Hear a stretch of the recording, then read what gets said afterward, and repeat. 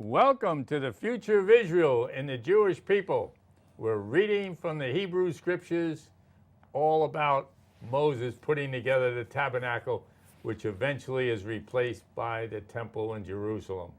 I'm again here with my good friend BJ Harvey. Nice to be here. BJ, thanks for all your help. You've been enjoying the show, I guess? Yes, very much so, Frank. Thank you for the invite. All right, so I tell you we're at Exodus 37 if you have a Bible, and it's got to do with the ark. The ark, you know, the first ark we heard in the Bible was Noah's ark. It saved the whole family and all the animals. Now this mercy seat over the ark is going to save the Jews from their sin under the old covenant. So go ahead and read, brother. Thank you. Now Bezalel made the ark of acacia wood. Its length was 2.5 cubits, for its width 1.5 cubits, and its height 1.5 cubits. And he overlaid it with pure gold inside and out, and made a gold molding for it all around. And he cast 4 rings of gold for it on its 4 feet, even 2 rings on one side of it, and 2 rings on the other side of it. And he made poles of acacia wood and overlaid them with gold. And he put the poles into the rings on the side of the ark just to carry it.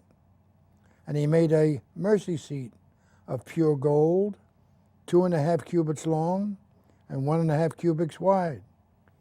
And he made 2 cherubim of gold. He made them of hammered work at the 2 ends of the mercy seat, and 1 cherub at the end, and the other cherub at the other end.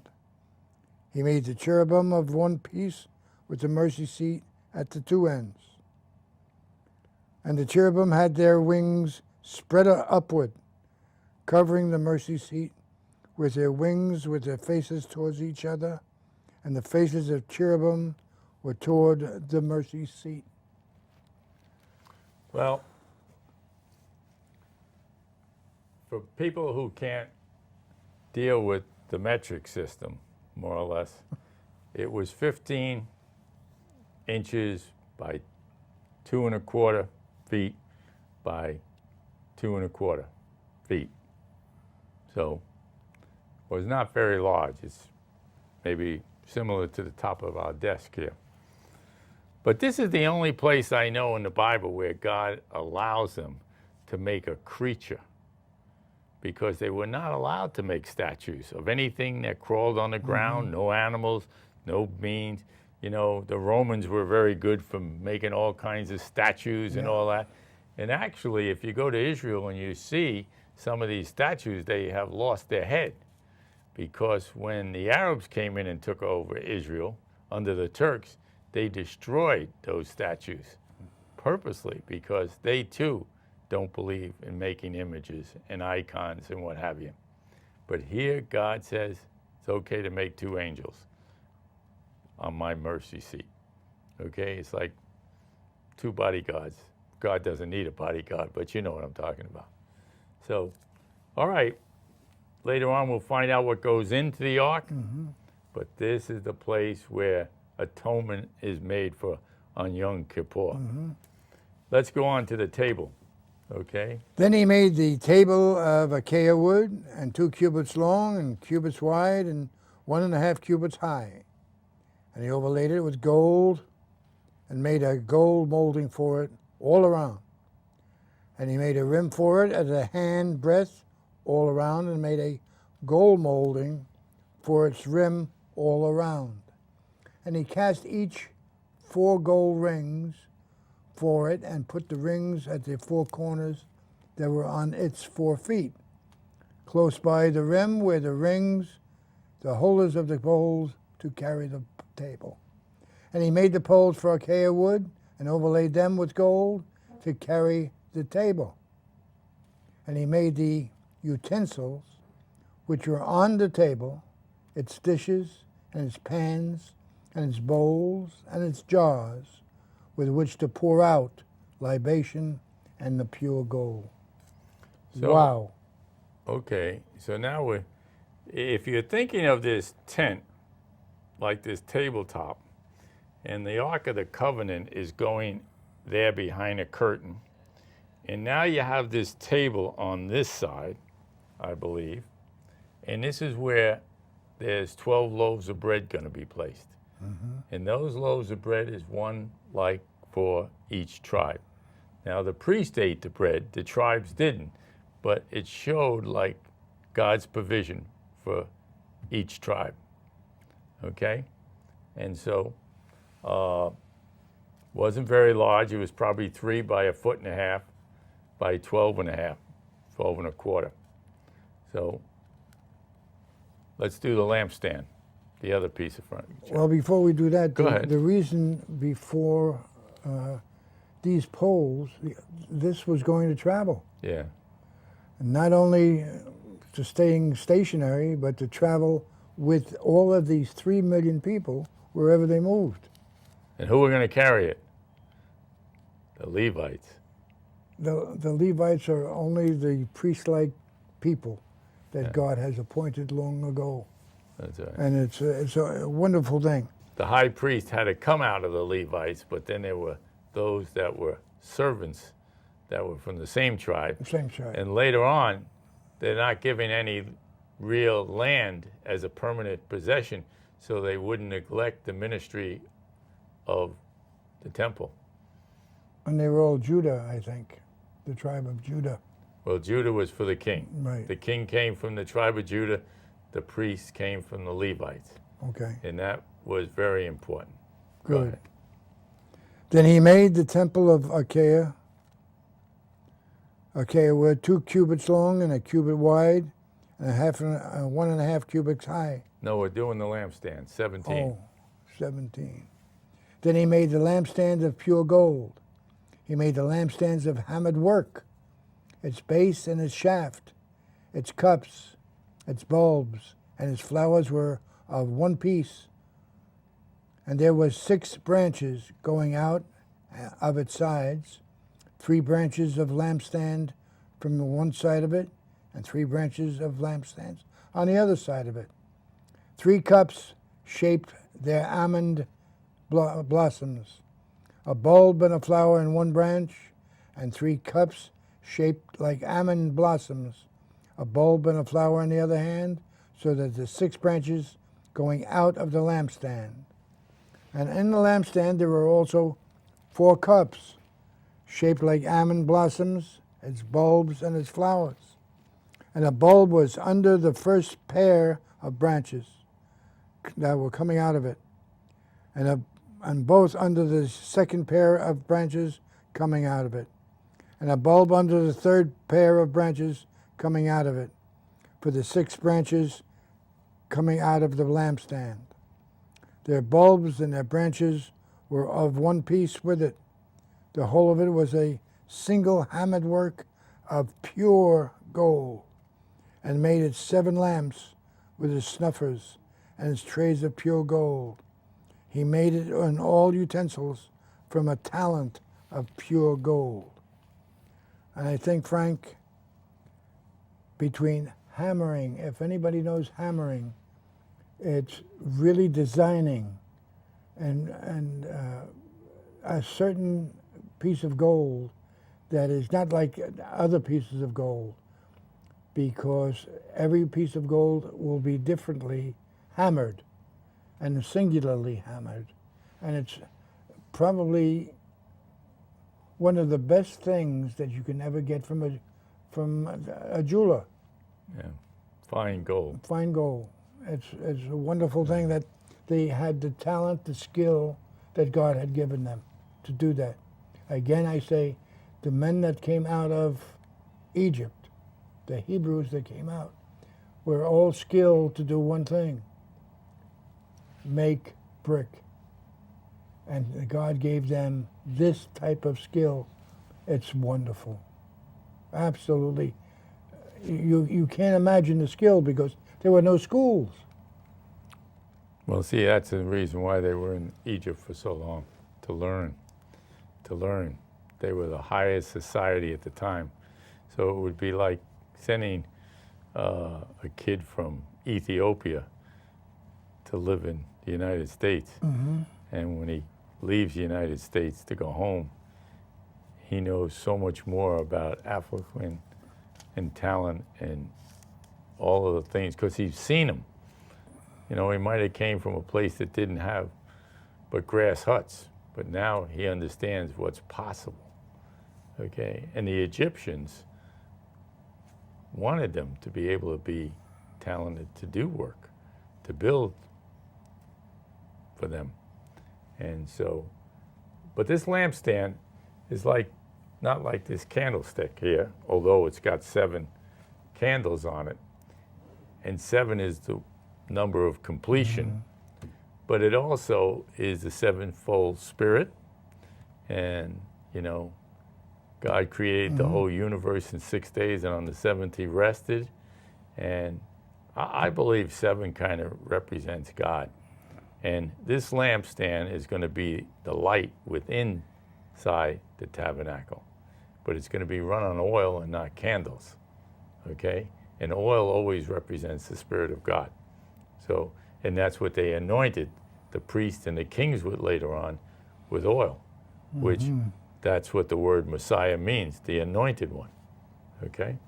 All right, let's see if we can get in the altar of incense now. This is another piece of furniture. 25 to the end. And then he made the altar of incense of acacia wood, a cubit long and a cubit wide, and 2 cubits high. Its horns were of one piece with it, and he overlaid it with, again, pure gold, its top and its sides all around, and its horns. And he made a gold molding for it all around. And he made 2 golden rings for it, under its molding, and on 2 sides, on opposite sides, as holders for poles which they would carry. And he made the poles of acacia wood and overlaid them with gold. And he made the holy anointing oil and the pure fragrant incense of spices, the work of a perfumer, that sweet smell that will be carried around to the temple. Well, we're supposed to be a sweet smell to our fellow citizens, okay? If we're following the love and the compassion of God, okay? And we aren't to be the spirit of death and destruction. But this altar was now placed right in front of the curtain to the Holy of Holies. So if that's the Holy of Holies, this was right on the other side of the curtain, okay? And so the priest had to go in there, later on we'll see, twice a day to put this fragrant in. And what's interesting is, once they make this stuff, by the formula that God tells them, he says nobody else is to use that formula, okay? So he's setting his place to meet with the Israelites in the desert. Okay, 38 says, the altar of burnt offerings. Let's read that up to 8. Well, we could read it up to 7. Yeah. Then he made the altar of burnt offerings of acacia wood, 5 cubits long and 5 cubits wide, squared, and 3 cubits high. And he made its horns on the 4 corners, and its horns being one piece with it. And he overlaid it with bronze. And he made all the utensils of the altar, the pails and the shovels and the basins, and the fish hooks and the fire pans. He made all the utensils of bronze. And he made for the altar a grating of bronze network under its ledge, reaching halfway up. And he cast 4 rings on the 4 ends of the bronze grating as holders for poles. And he made the poles of acacia wood and overlaid them with bronze. And he inserted the poles into the rings on the sides of the altars, in which to carry it. He made it hollow with planks.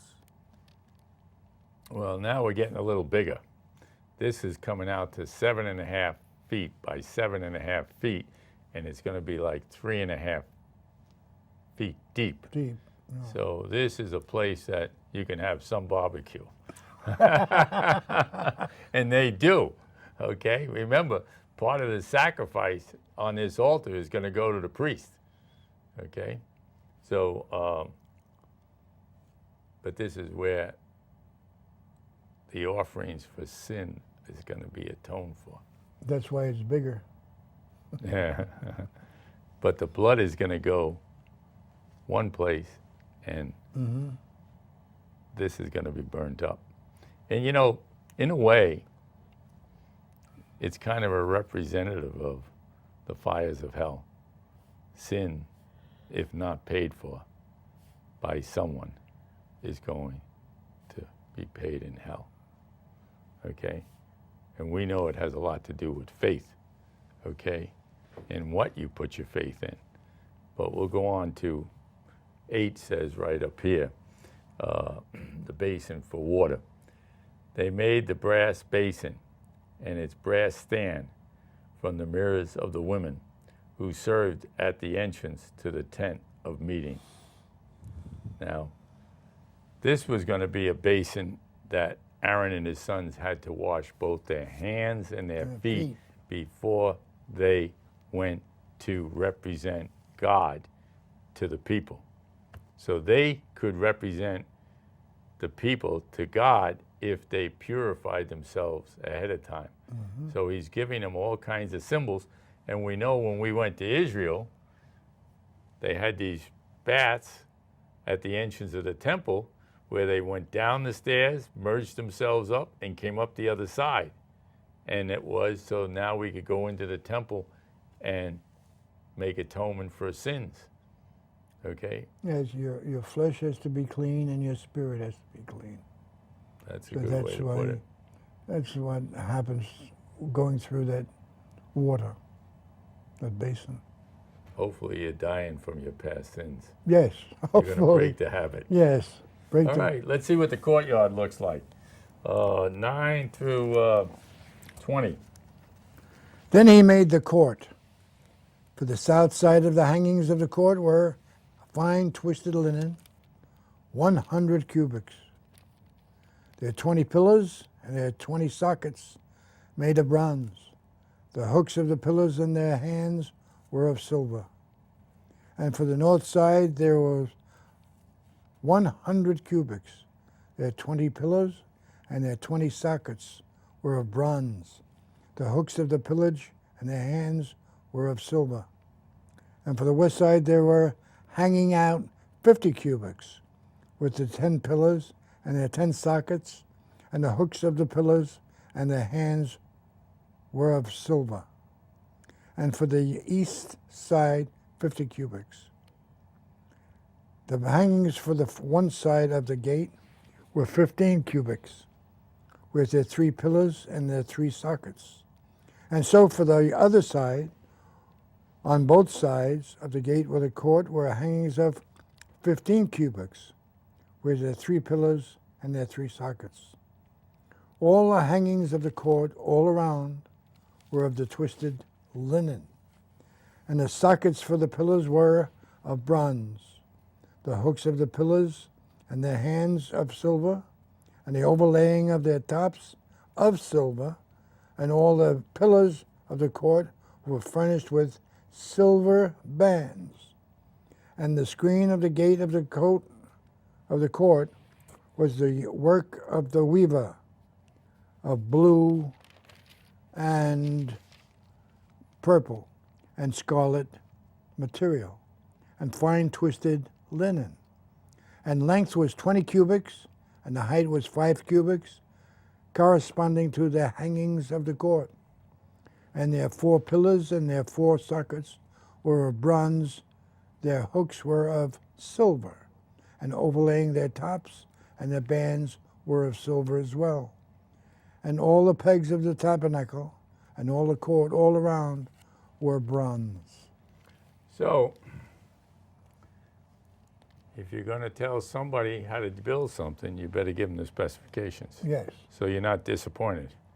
You know, if you're hiring a contract, you better make sure that he's going to build you a bathroom and not a kitchen.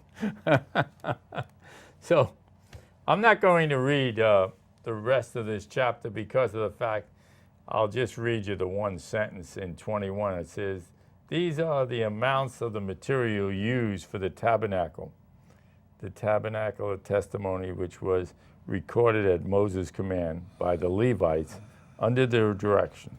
Okay? And then, it indicates who's involved.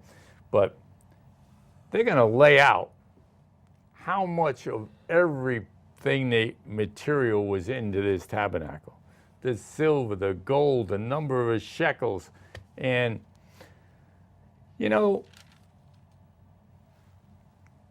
it's necessary to have an annual report. Where did this stuff go? What did you use? We gave you all this stuff. Now they give an accounting of how much they used. Okay? And if you're a spiritual leader and you're not giving your people an annual report, you're doing them a disservice. The same man that talked about integrity that previous show I mentioned said that he sends an annual report out to anybody who comes to his congregation that gives more than $200 a year. And he says, you know what? As soon as I send that annual report out, I notice my giving goes up because they like where we're spending the money. I don't like people who don't give annual reports. The information is blessed by the Lord. That's why. And you should be audited by a good firm to make sure it's reported correctly. You do it for the government, why not do it for your people? So that's what Moses does. Amen. Okay? Let's go on to the priestly garments in 39. And it says, from the blue and purple and scarlet yarn, they made woven garments for the ministry in the sanctuary. They also made sacred garments for Aaron and as the Lord commanded Moses. So he wants them to have a wardrobe.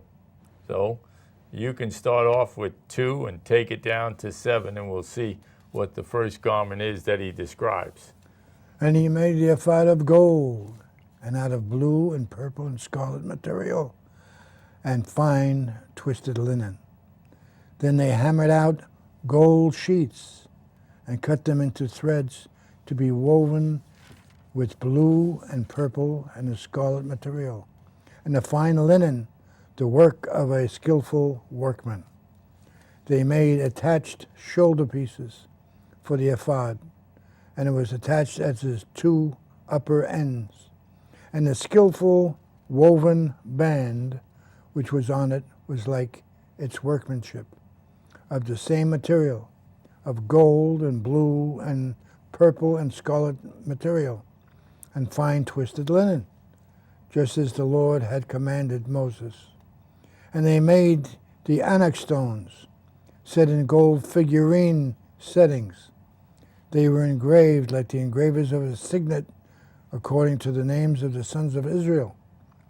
And he placed them on the shoulders piece of the ephod as memorial stones for the sons of Israel, just as the Lord had commanded Moses. And he made the breastplate the work of a skillful workman, like the workmanship of the ephod, of gold and of blue and of purple and scarlet material, and fine twisted linen. It was square. They made the breastpiece folded double, a span long and a span wide, from folded double. And they mounted 4 rows of stones on it.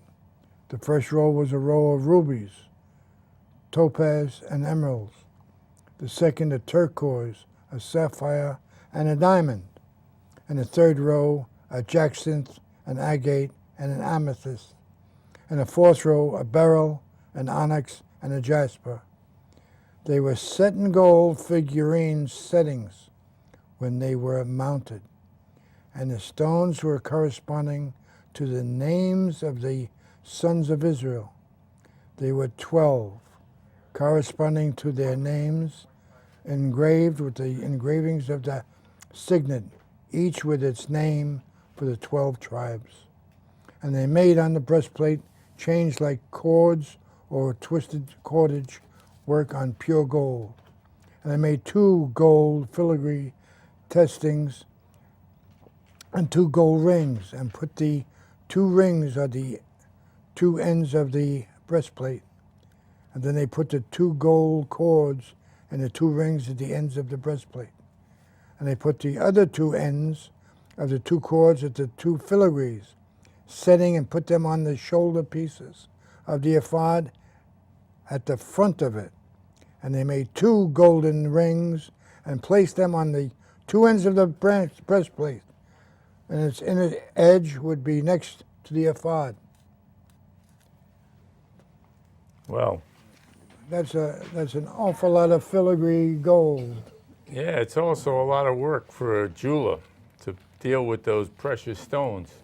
And the closest we come to this today in our society, you know, if you look at a movie and you see a Catholic priest at a funeral or a wedding dressed in those kind Black. of clothes, they're a imitation of what this is, okay? But all said and done, God wants his people to be dressed properly when they represent him. So, with that, I'd like to say that if you haven't watched any of our previous show, go on our website, thefutureofisrael.org, on any computer. Download, well, just watch the show. Pick the one you want to watch. We have about 100 almost on there. And if you want to write to us, please, we're open to any comment. So, thefutureofisrael.org. And if you want to sponsor our show in your area, it's free. You just go to your access channel for your cable company. You don't have to be a customer. You just have to live in their territory. And with one form, we can send them the shows and be on the air. So, well, we're almost at the book of Exodus, and we're almost finished with it. And we'll be setting up the temple on chapter 40 next time we meet. Any comment before we end? No, nothing, Frank, except it's been very enjoyable talking about God and talking about his word and learning, as a matter of fact. So Yeah. I thank you for the opportunity to be here. Okay, well, have a good night. And please, read your Bible. Get one if you don't have one. If you'd like it on your computer or on your cell phone, free apps are available. And